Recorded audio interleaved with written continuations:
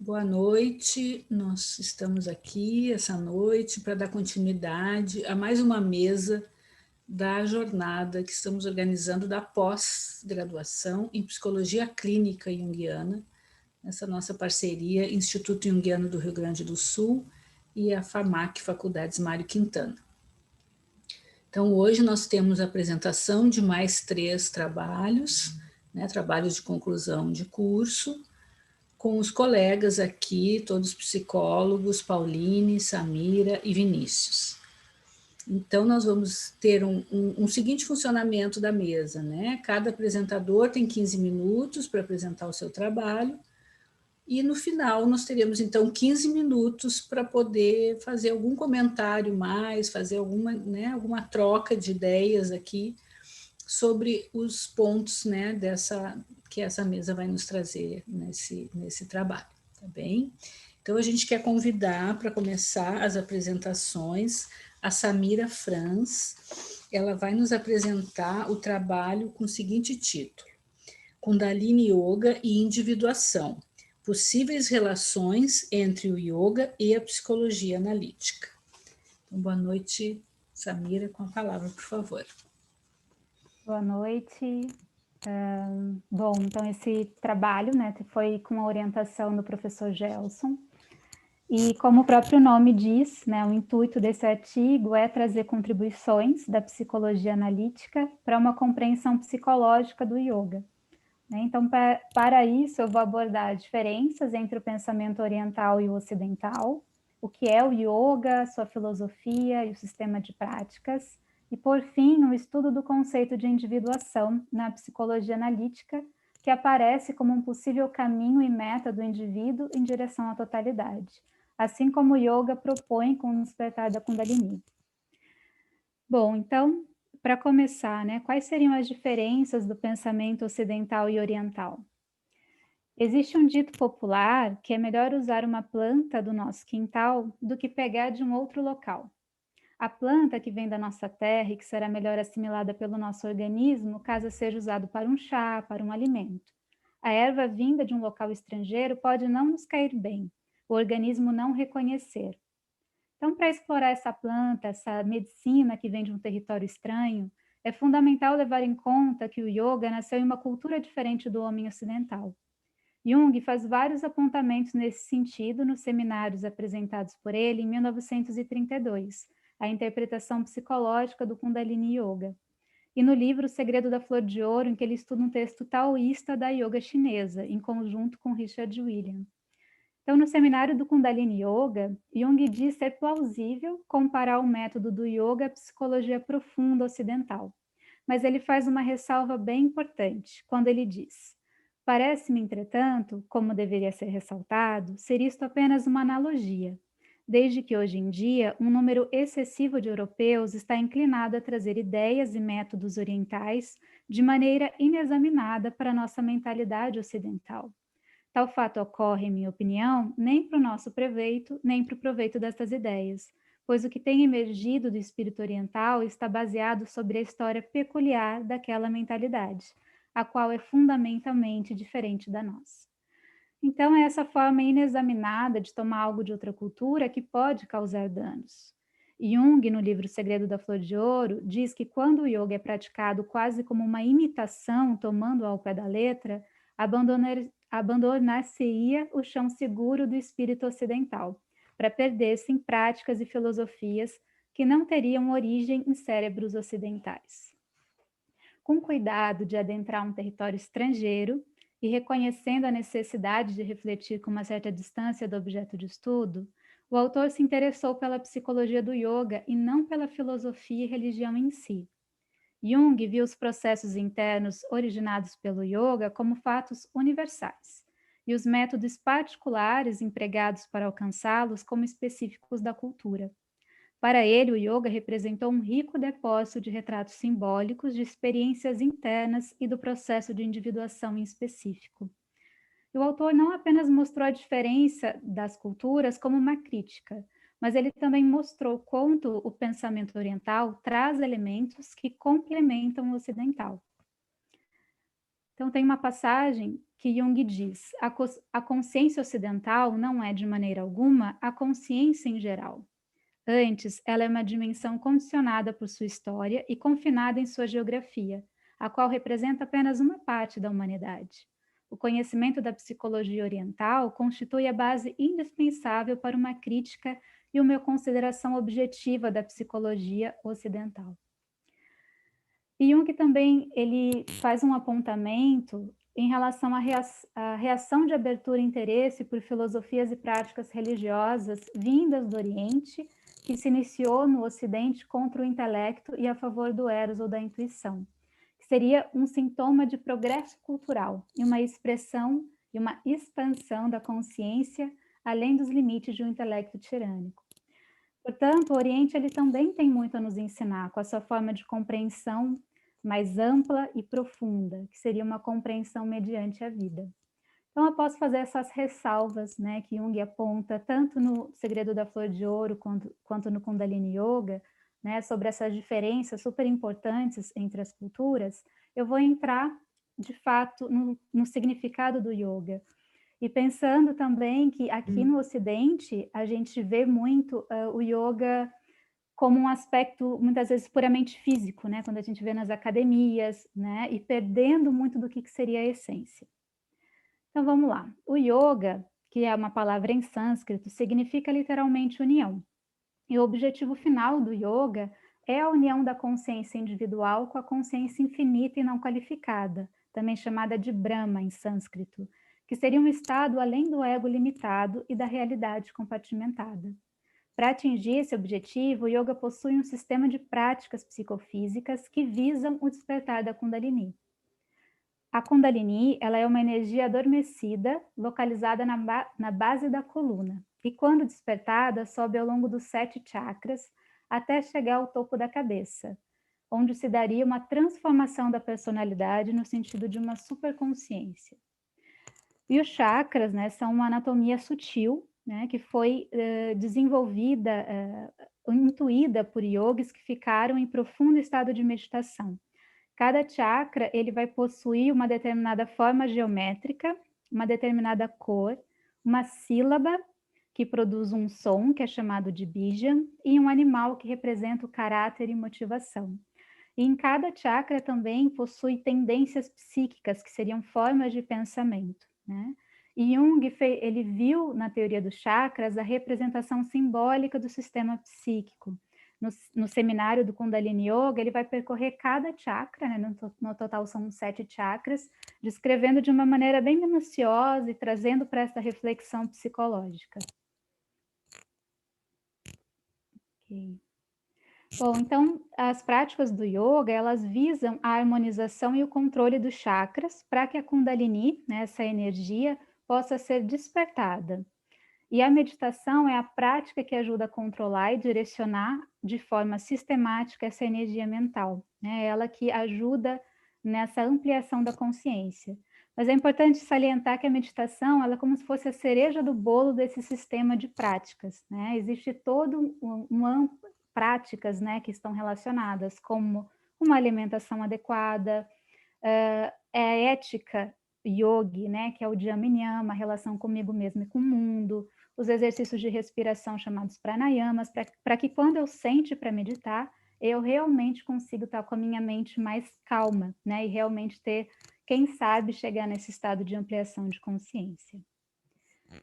E eu trouxe aqui também um aspecto do Tantra Yoga, né? Porque Kundalini Yoga e Tantra Yoga, eles vêm da mesma raiz, né, desse sistema do yoga. E depois ele foi se ampliando em ramificações, em linhagens e escolas. Então, vou falar um pouco sobre o Tantra, né? Importante também, só de fazer uma ressalva antes, que aqui no Ocidente o Tantra ele foi vinculado ao que seria o Tantra da mão esquerda, né? Que seria todo um sistema de práticas que visa essa parte de uma expansão da sexualidade, né? E o da mão direita, né? Visa a expansão de consciência. E o Tantra original é o da mão direita, é da expansão da consciência, é desse que Jung fala e que eu vou trazer aqui. Então, Tantra significa literalmente prática para nos libertar da obscuridade. E as práticas espirituais do Tantra têm a meditação como um ponto básico e consistem no esforço para remover o véu do egocentrismo e da estreiteza mental, que inibem a expressão do potencial ilimitado da mente humana.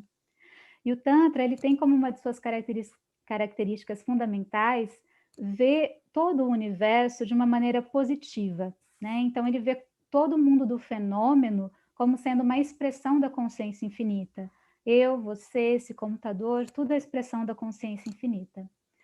Então, com a visão de que toda existência surge da mesma consciência infinita, o princípio inerente ao Tantra é que cada indivíduo, ao imergir no âmago de sua consciência individual, pode vivenciar a unidade em todas as coisas e transcender o fluxo turbulento da percepção sensorial e a visão fragmentada do mundo relativo.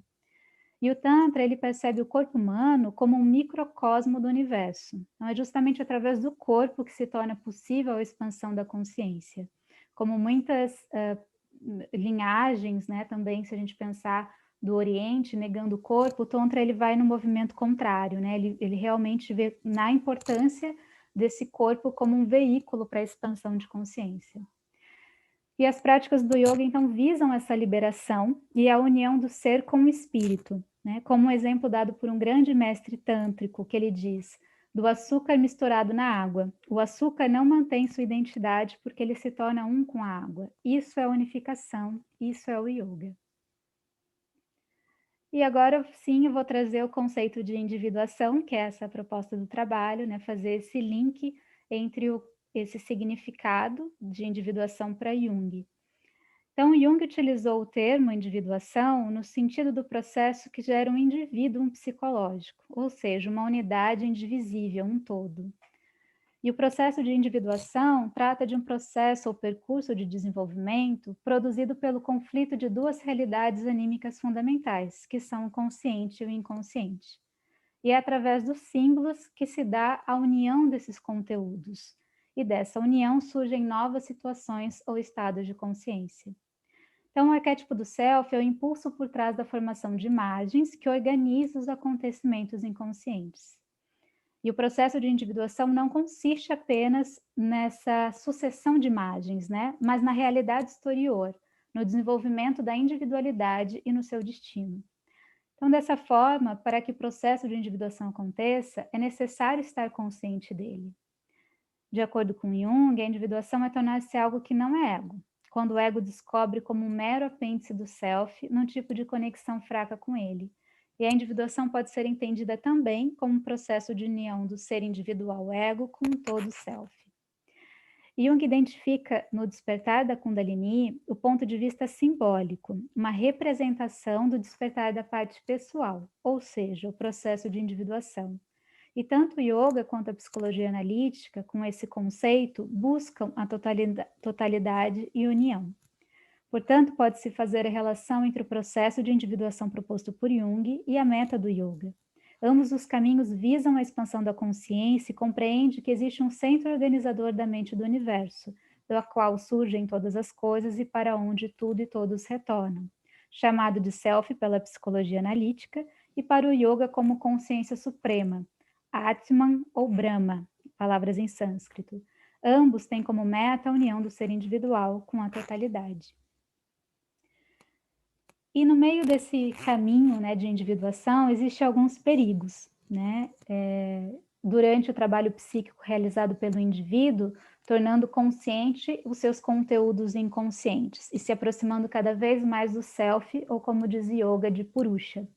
E um desses perigos é o perigo da inflação. Como aponta aí a fé, o perigo de confundir a individualidade com tornar-se um homem-deus ou um super-homem é evidente. Qualquer um, contudo, que olhe com desdém para o não iluminado ou pregue verdades, tornou-se vítima do contrassenso. Identificou seu ego com conteúdos do inconsciente. O termo psicológico para isso é inflação. Ele vai desde a soberba inócua até a extinção total do eu pela imagem surgida do inconsciente. Então, tanto em percurso de análise quanto no caminho do yoga e da meditação, esse perigo faz parte do processo.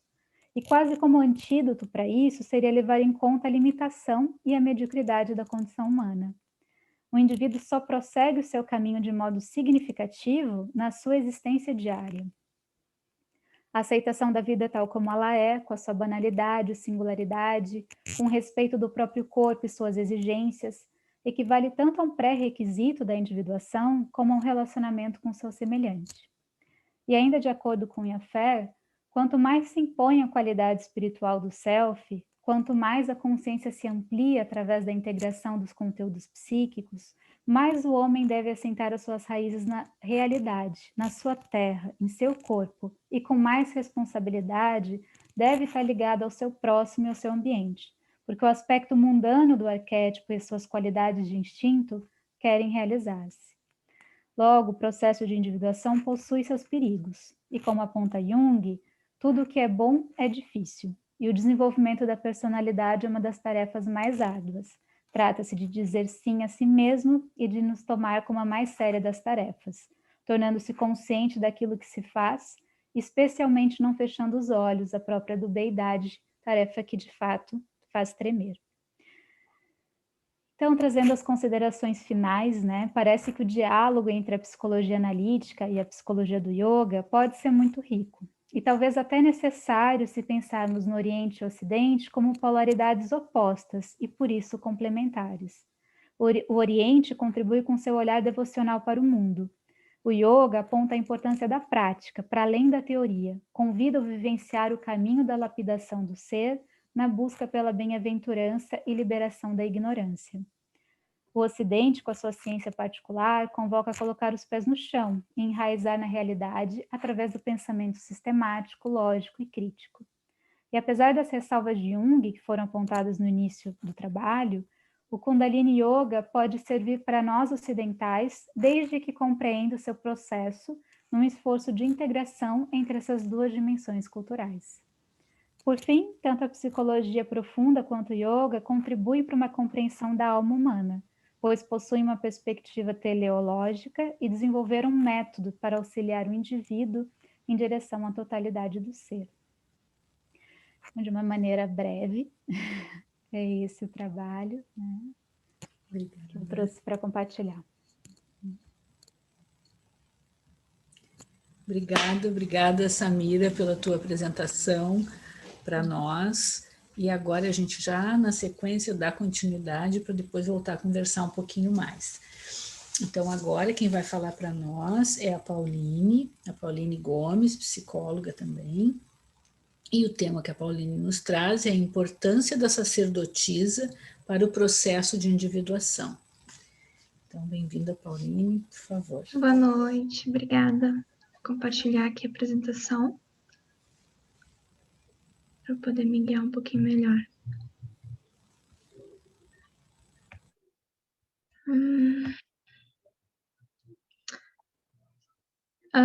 Então, uma breve introdução, né? Nos períodos paleolítico e neolítico, as sociedades elas tinham uma lógica muito diferente do que a gente tem hoje, e elas eram baseadas no ciclo da mulher, né, do feminino. Elas eram numa lógica matrifocal, em função dessa representação simbólica da terra, né? Era muito focada na agricultura, então as sociedades na época precisavam ter um olhar para as estações, para os ciclos da natureza, e a mulher ela tinha essa representação, né, em função do ciclo menstrual e das suas diferentes fases, né, ao longo do mês. Então elas eram detentoras de sabedoria da vida e da morte, e elas atuavam nessas tribos como bezendeiras, parteiras, curandeiras, né, sacerdotisas, por conta dessa sensibilidade, dessa intuição que elas tinham mais aflorada.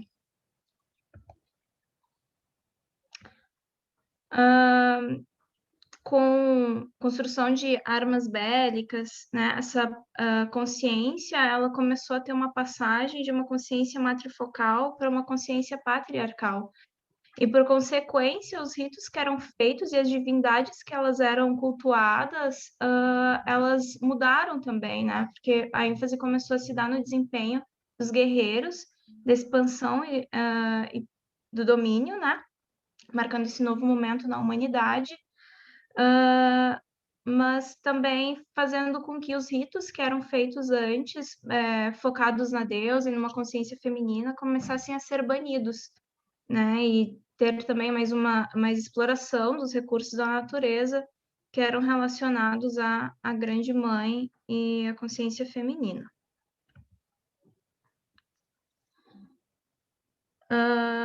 O arquétipo da deusa, ele é inerente ao mundo psíquico e em função dessas mudanças de divindades, isso foi se criando uma ferida que a gente vai ver ao longo, né? E essa sacerdotisa, a feiticeira, ela poderia ser uma manifestação, uma personificação, né? Manifestada uma personificação nela, já que ela representava mulheres que possuíam uma maior conexão com o mundo interior, assim segundo Jung. A sabedoria da Grande Mãe, ela é disseminada através de mulheres que a mantêm viva. Então, são mulheres que carregam em si a própria deusa, por serem as próprias imagens, né, da Grande Mãe, trazendo, então, como forma de vida esse desenvolvimento interior, né, de fora para dentro, né, esse casamento sagrado entre o feminino e o masculino, a apropriação da sombra.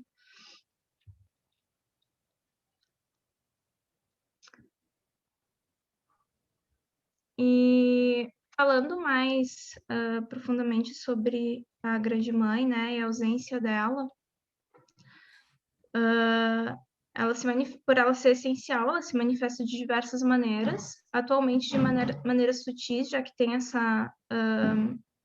esse grande culto ao masculino atualmente, e ela muitas vezes pode acabar sendo destrutiva, né, avassaladora. Eu faço uma comparação com os desastres naturais, né, que muitas vezes acontecem em função até mesmo dessa negligência dos nossos recursos no meio ambiente, né, através do culto exclusivo ao masculino, que foi acentuado pela cultura patriarcal instaurada. Esse arquétipo teria sido negligenciado ao longo dos últimos 3 milênios, aproximadamente, segundo MacLean. Então, a ascensão do masculino, ele demarcou essa ferida por não ter mais esse culto ao feminino, causando uma ferida com uma consciência unilateral, né, em que é cultuado mais um lado do que outro, né? Entendendo sobre o processo de individuação, né, a gente percebe que não tem como viver unilateralmente só o masculino, né? A gente precisa também viver o feminino para poder fazer a integração desses dois polos como esse processo de encontro ao self. E em função dessa desarmonia, a gente pode enumerar algumas consequências, como essa consciência dicotômica, unilateral e neurótica, que a gente vê facilmente entre a consciência que é sim ou não, ou 8 ou 80, a poluição, né, que está relacionado com esse descaso à natureza, à nossa natureza, o alto índice de violência, desenvolvimento de armas nucleares, pessoas em situação de rua, extinção de animais, desigualdade social. São alguns elencados. Então, os investimentos feitos, eles acabam sendo direcionados mais para a persona, né, na atualidade, o que nos torna muito superficiais, né? Esse aprofundamento, essa consciência de alma e de viver em ânima, ela tem sido muito negligenciada e os sintomas têm sido angústia, depressão, dependência, né? Oriundos desse vazio.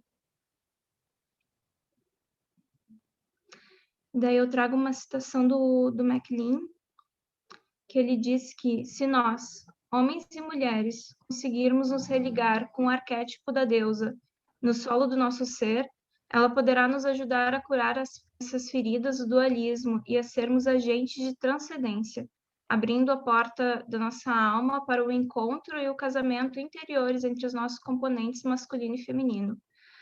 Tudo está dentro de nós se tivermos a coragem de empreender a jornada. Então, de fazer justamente esse casamento, unir esse masculino e esse feminino, não só um culto unilateral. E a sacerdotisa, elas, enfim, foram conhecidas como mulheres que cultuavam divindades, né, nas religiões pagãs. E elas eram geralmente responsáveis por proteger e cuidar templos, né?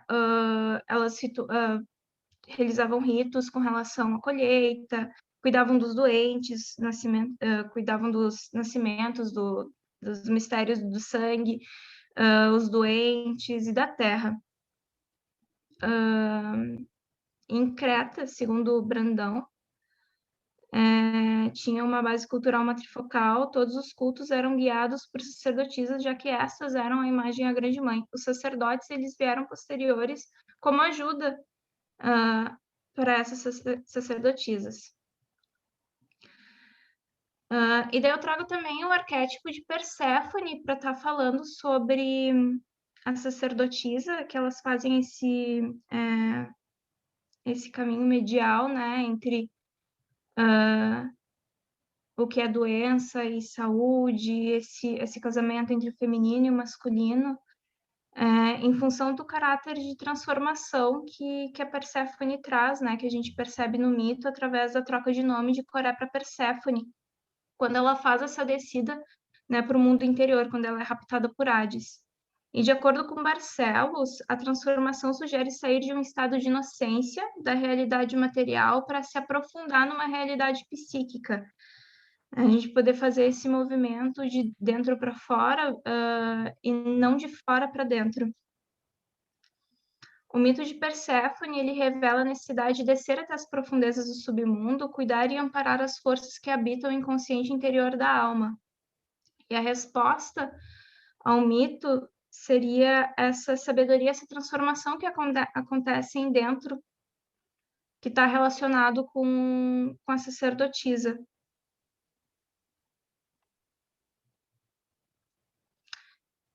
E fazendo uma relação, né, do processo de individuação com os estudos alquímicos, o esquema da Opus é submeter, então, um pedaço da essência a diversos procedimentos e transformações, como Edinger traz, para que essa substância ela possa ser trabalhada e purificada. E esse processo geralmente acontece dentro de um vaso. E Nichols diz que a sacerdotisa é o próprio vaso da transformação, pois é dentro do feminino, nessa natureza feminina, que a centelha divina é guardada para que possa ser nutrida até que se manifeste na realidade externa. Ainda falando sobre a alquimia, né? Para que a gente possa passar para o estágio da albedo, a gente precisa passar pelo estágio da nigredo, e a nigredo ela está relacionada e pertence ao território de Hades. Como diz Hillman, a sombra que o preto aflige pertence ao campo mais profundo e invisível das sombras, o reino de Hades, que é o dissolvente sutil do mundo luminoso por excelência. Então, assim como sugere o mito de Perséfone, na sua transformação em relação à perda da inocência, o preto ele representa essa purificação, simbolizada pela figura de Hades e do rapto.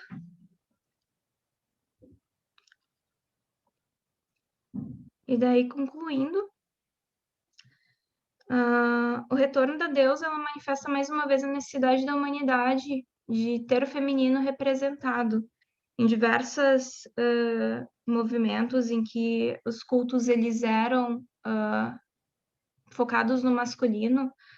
A sociedade, a população, ela mostrava uma necessidade de ter uma figura feminina que representasse isso. E na religião católica foi representada por Maria, né? Que ela não é considerada uma deusa, mas ela é tão venerada quanto.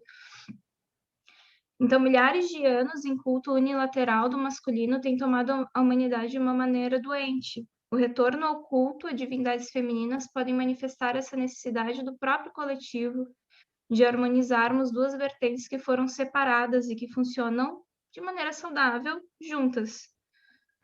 A sacerdotisa pode ser um convite para que a gente possa estar se reconectando com essas profundezas do nosso ser, com a nossa alma, fazendo, né, esse movimento de se conhecer, de estar passando pelos processos de transformação de maneira interna, vivendo em ânima. E elas são representadas por diversas mulheres, hoje em dia, na nossa sociedade, né, modernizadas, sendo terapeutas, assistentes sociais, psicólogas, tarólogas, benzendeiras, curandeiras, enfermeiras, doulas, herveiras, cozinheiras, e entre tantas outras formas de estar trazendo esse feminino de uma maneira mais profunda para a nossa consciência, levando a sabedoria da deusa, trazendo reconexão com a intuição, com o sentir, e despertando outras mulheres, e gostaria de acrescentar homens também. Muito obrigada.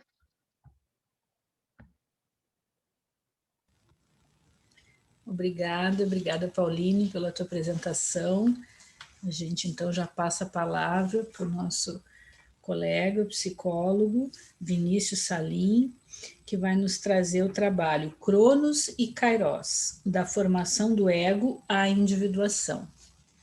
Boa noite, Vinícius, por favor. Boa noite. Eu vou colocar aqui os slides.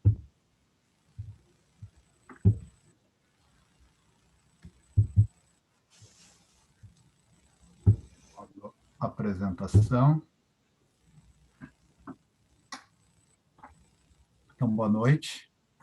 Esse foi um trabalho orientado pela professora Joyce Verres, né? Então, é Cronos e Kairos, da formação do ego à individuação.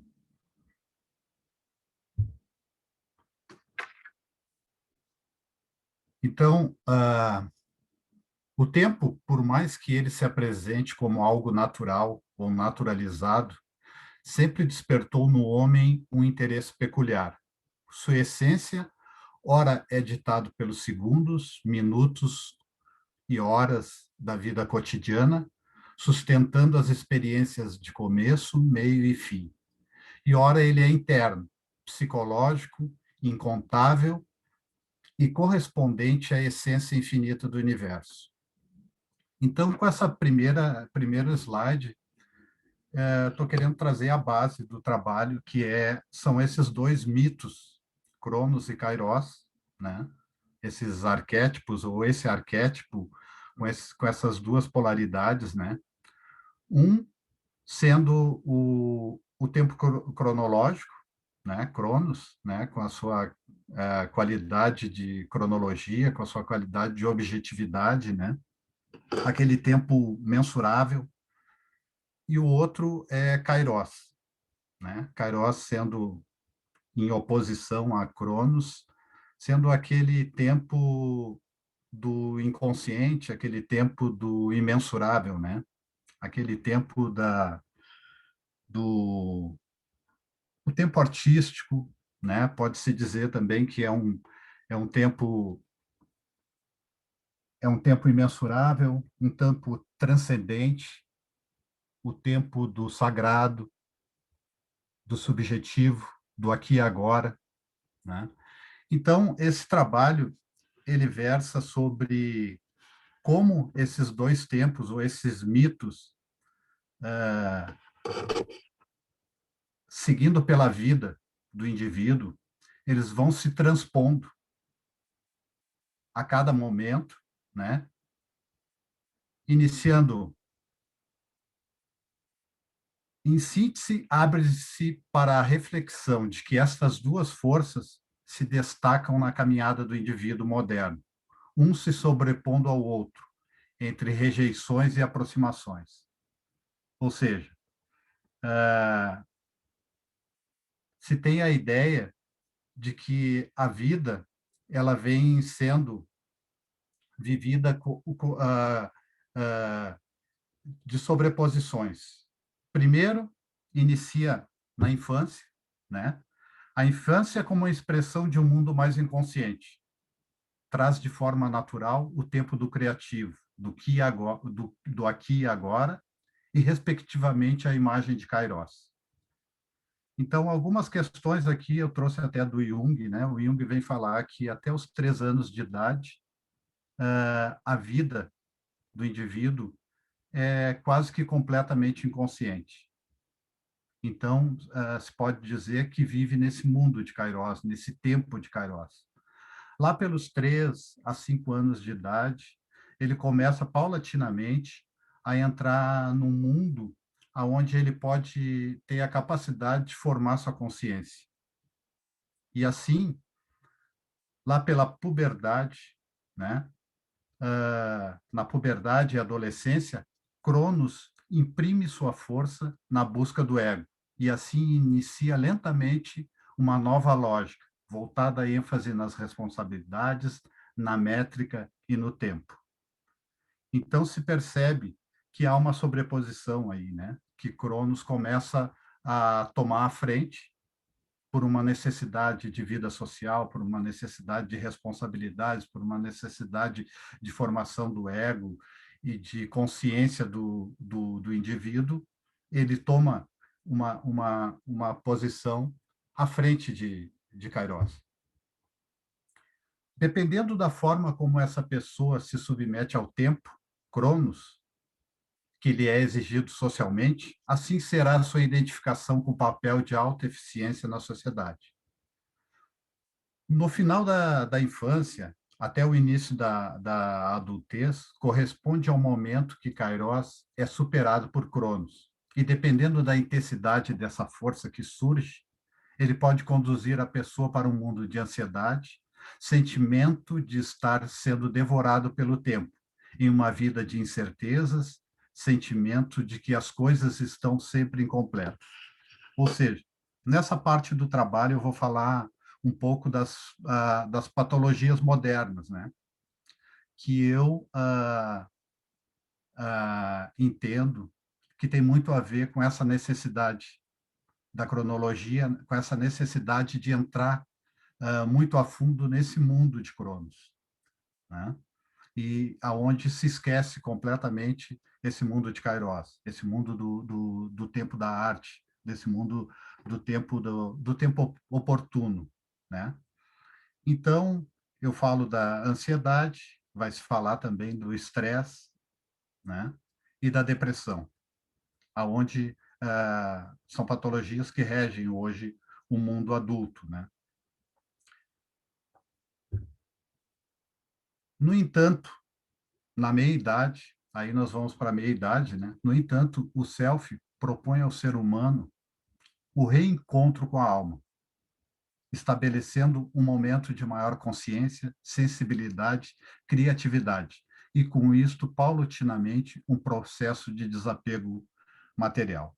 Ou seja, novamente, na meia-idade, começa a vir a aproximação de novo de um momento Kairos, né? A necessidade, né, que o self impõe ao ego de que ele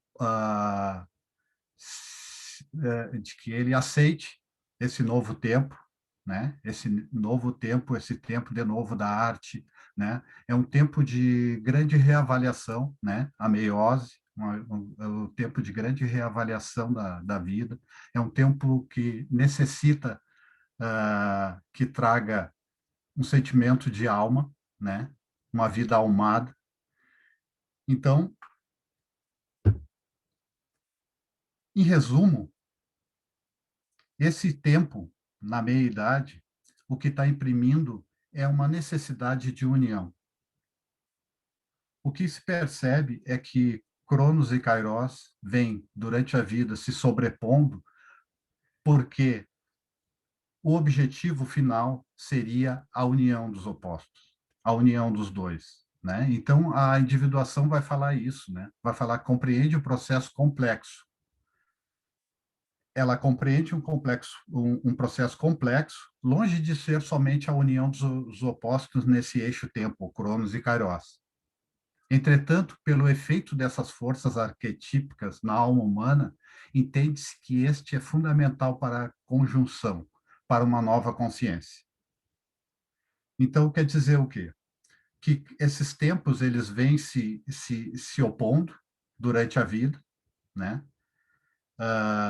Muito mais por uma necessidade social, de algum momento imprimir na pessoa mais necessidade, mais responsabilidade e que ela tenha uma vida de mais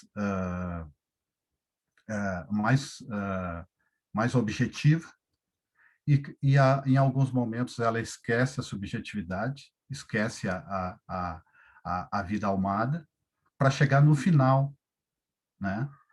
E ser impresso isso, a necessidade da individuação, ou a necessidade de que esses opostos se unam, tanto o Cronos quanto o Kairos, né?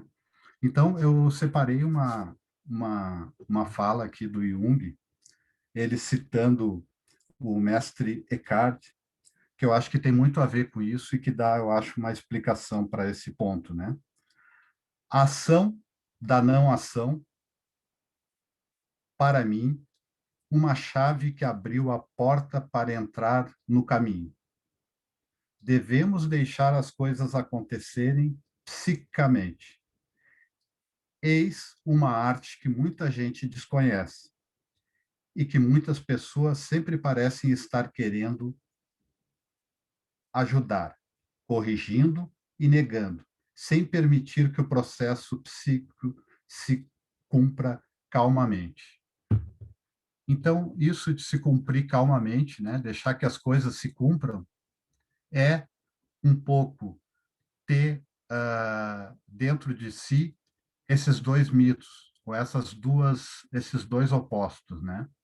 Esse Cronos e esse Kairos.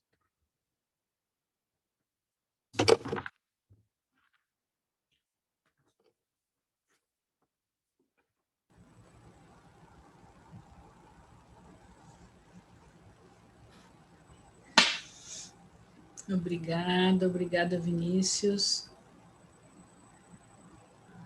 Obrigada pela tua apresentação.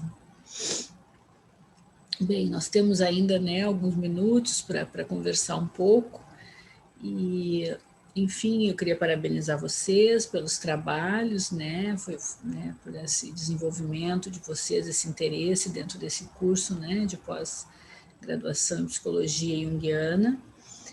É muito bacana ver como cada um, né, traz as suas imagens para de alguma forma se debruçar sobre o processo de individuação, que realmente é essa grande contribuição, né, da psicologia analítica do Jung, uma contribuição até hoje absolutamente inovadora, né, que entende o desenvolvimento como processo, né, coloca o homem no eterno vir a ser, né, não entende o indivíduo como pronto ou completo em qual seja a etapa da vida, né. E o que eu fiquei pensando, assim, depois de ler os trabalhos de vocês, depois de ouvir vocês aqui, realmente me reforçou isso, da gente poder pensar um pouquinho, assim, cada um de vocês poder nos trazer em poucas palavras, assim, e que imagem vocês fariam, né, a partir do estudo de cada um, desse momento de mundo hoje, né? Esse ano especificamente, nessa semana mais especificamente, se marca a data dos 60 anos da morte do Jung, né? Ele morreu em 6 de junho de 1961. Então, está se completando 60 anos, né?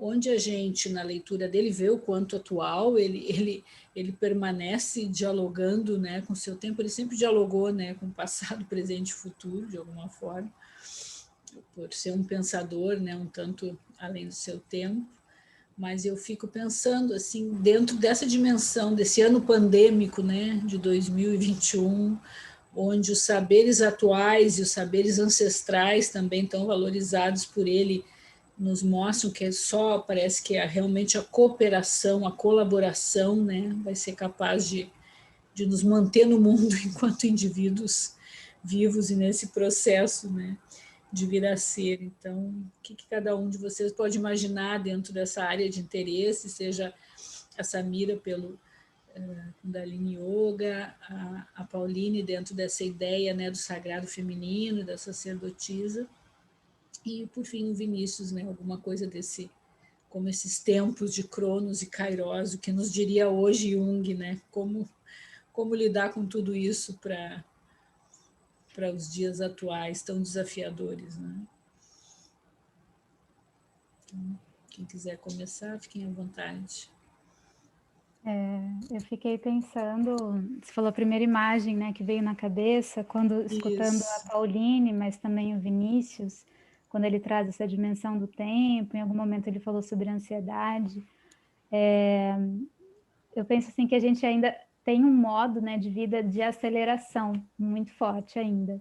E quando você falou da pandemia, Rosa, foi uma coisa que eu também parei para pensar nesses últimos tempos, né?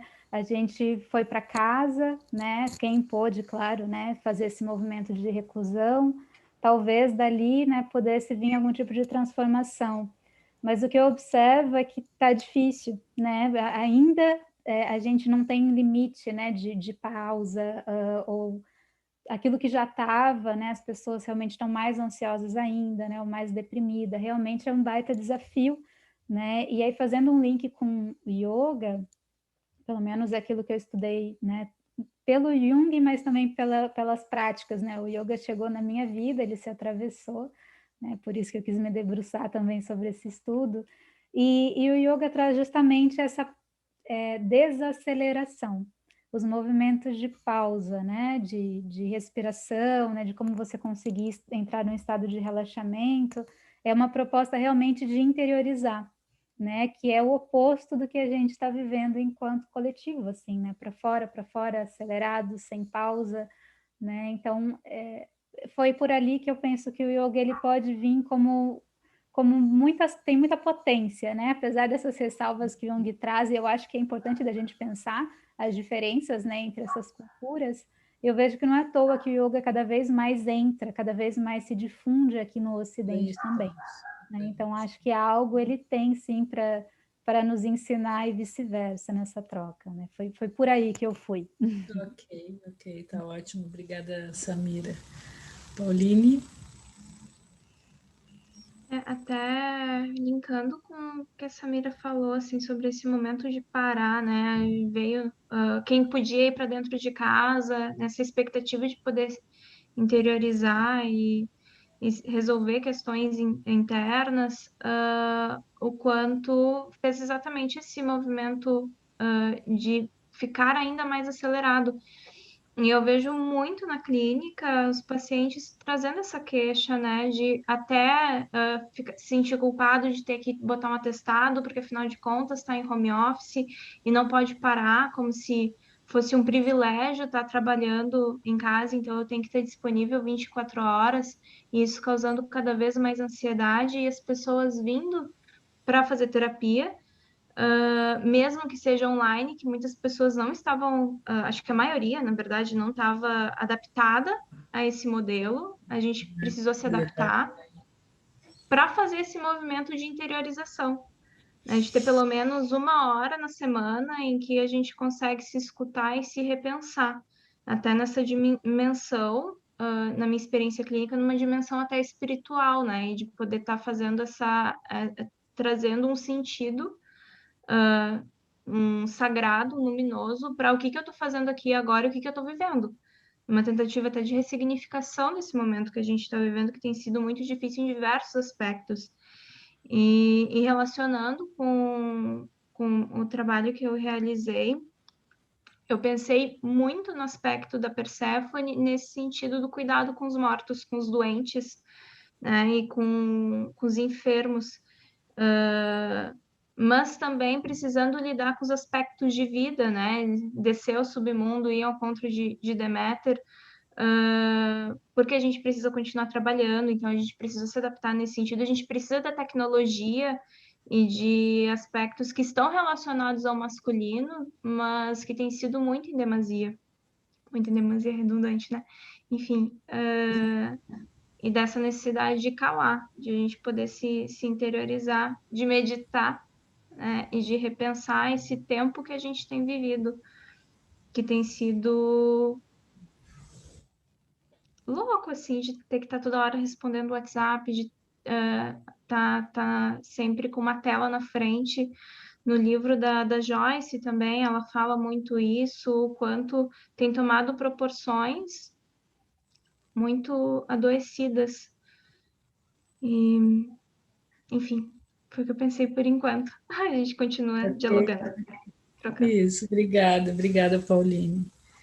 Então, Vinícius, o que nos diz o tempo para os nossos tempos? Que imagem Pois te é, vem a partir do que tu eu leu? acho que acho que eu vi as gurias falando, eu acho que eu penso sempre, pensei muito nisso e era um processo meu quando eu fiz esse trabalho, né? Que é a Uhum. questão da aceleração do tempo, né? Nesse mundo em que vivemos assim acelerados, né? E tentando dar respostas urgentes para as coisas que, né? E a frustração de o tempo que já passou e da impossibilidade de responder a tudo que a gente precisa responder, né? Então, eu acho isso fundamental, assim, que a gente tenha, que eu acho que o nosso processo seja de consciência disso, né? De consciência que isso não vai ser superado, que esse tempo não vai, que não vamos conseguir dar conta de tudo que a gente precisa dar conta, né? Dessas coisas materiais, dessas coisas da vida, Uhum. de consumo, de, de que estão ligadas mesmo com, com a vida material, com a vida e que existe um outro tempo, existe um outro modo de vida que é onde a gente pode meditar, né? Que a gente pode se entregar a um tempo de uma forma diferente, né? E concretizar em alma, né? E não precisar concretizar em, em objetos e concretizar em pensamentos e a gente tem um tempo para a alma, né? Então, para mim, quando eu escrevi isso, que já faz um ano, eu estava bem nesse processo, né? E no meu processo era isso que eu precisava dar uma parada, precisava refletir, precisava, né, que as coisas... E foi muito bom, né? Foi muito bom. E hoje eu percebo, assim, que a gente parou, mas outras demandas vieram, né? Outras demandas vieram e outras demandas estão vindo e parece que isso não acaba nunca, né? Enquanto a gente não ter mais consciência de que esse processo é um processo espiritual, de alma, não é, não é de concretizar assim Ok, no material, né? ok, obrigada, Vinícius, obrigada então a vocês três, foi muito bom, né, a gente poder ter esse encontro para pensar esse tema da individuação por vários caminhos, né, onde cada um de vocês pode contribuir. Então, eu agradeço, né, convido vocês a depois a gente seguir assistindo, então, os outros trabalhos dessa jornada. Uma boa noite. Boa noite, Boa obrigado. noite. Muito obrigada.